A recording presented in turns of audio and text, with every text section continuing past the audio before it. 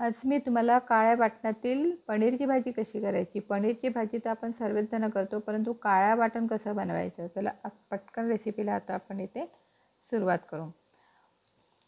त्याच्यासाठी आपल्याला मसाला कोणता करायचा आहे. टमाटर, 2 कांदे आणि एक छोटा खोबऱ्याचा तुकडा हे आपल्याला काय करायचं आहे, भाजून घ्यायचं आहे. पूर्ण थोडंसं चांगलं भाजून झालं की मग आपल्याला बाजूला ठेवायचं आहे. आता इथे मी पनीर घेतलेलं आहे. पनीर इथे 250 ग्रॅम पनीर घेतलेलं आहे. त्याचे आपल्याला छान थोडेसे पीसेस करून घ्यायचे आहे. आता आपला टमाटर आणि कांदे याची आपल्याला काय करायची आहे, साल काढून घ्यायची आहे. ती काळा झालेला भाग असतो ना, तो काढून घ्यायचा आपल्याला आणि त्याचे छोटे असे तुकडे करायचे आणि नंतर आपल्याला मिक्सरच्या पॉटमध्ये टाकायचे आहे. आता त्यामध्ये आपल्याला लसूण पाकळ्या टाकायच्या, 7 ते 8 लसूण पाकळ्या टाकायच्या आणि बाकीचे कोणते तरी जिन्नस टाकायचे जे आपण मसाल्यामध्ये टाकतो. आणि जो टमाटर आपण केला होता ना, तो टमाटर टाकायचा, कांदा टाकायचा, 1 चमचा धने टाकायचा आपल्याला आणि त्याच्यामध्येच जिरं टाकायचं आहे, चमचाभर जिरं आणि थोडी आपल्याला तीळ टाकायची आणि हिरव्या मिरच्या 2 याचं आपल्याला वाटण करायचं आहे. आता खोबरं टाकलं मी विसरले म्हणून नंतर त्यामध्ये परत खोबऱ्याचे तुकडे टाकलेले आहे जे आपण भाजलेलं होतं. आणि बघा असा मस्त आपला आता मसाला तयार झालेला आहे. एका पॅनमध्ये काय करायचं, आपल्याला थोडंसं तेल घ्यायचं आहे. अगदी थोडं तेल घ्यायचं, जास्त तेलाचा वापर करायचा नाही. आणि त्यामध्ये आपल्याला पनीरचे पीसेस टाकायचे आहे. पनीर आपल्याला थोडंसं तेलावर चांगलं परतून घ्यायचं आहे आणि त्या पनीरवरच आपल्याला थोडंसं तिखट आणि हळद थोडी टाकायची आहे.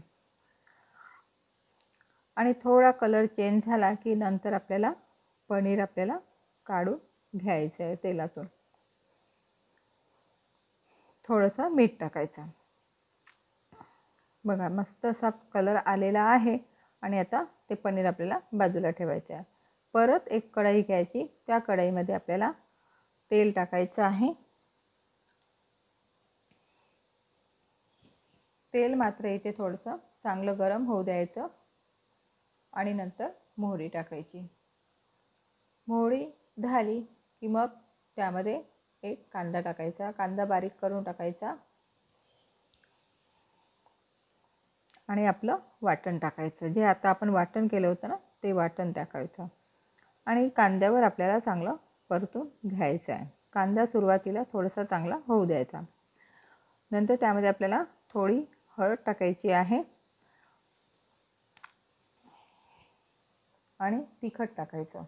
तिखट तुम्ही कमी जास्त टाकू शकता, पण इथे चांगले मी 2 चमचे इथे तिखट घेतलेलं आहे. आणि पनीर मसाला टाकायचा. पनीर मसाला असताना बाकीचे मसाले जास्त टाकायचे नाही. आणि थोडंसं पाणी टाकून आपल्याला हा मस्त असा मसाला तयार करून घ्यायचा आहे. मसाला आपला मस्त झालेला आहे आणि थोडं त्यामध्ये मीठ टाकायचं आणि तेल सुटेपर्यंत आपल्याला हा मसाला मंद आचेवर चांगला होऊ द्यायचा आहे. तेल सुटलं की नंतर आपल्याला पनीरचे पीसेस टाकायचे, आपण आता तळून घेतले होते ना ते टाकायचे आणि थोडंसं आपल्याला पाणी टाकायचं. पाणी आता तुम्ही गरजेनुसार त्यामध्ये पाणी टाकू शकता. मस्त आपली उकळी येऊ द्यायची आणि ही पनीरची झक्कास झालेली भाजी तुम्ही चपातीसोबत, भातासोबत खाऊ शकता. कसा वाटला व्हिडिओ? नक्की ट्राय करून बघा. अशा पद्धतीची भाजी मस्त खा, आनंदी राहा.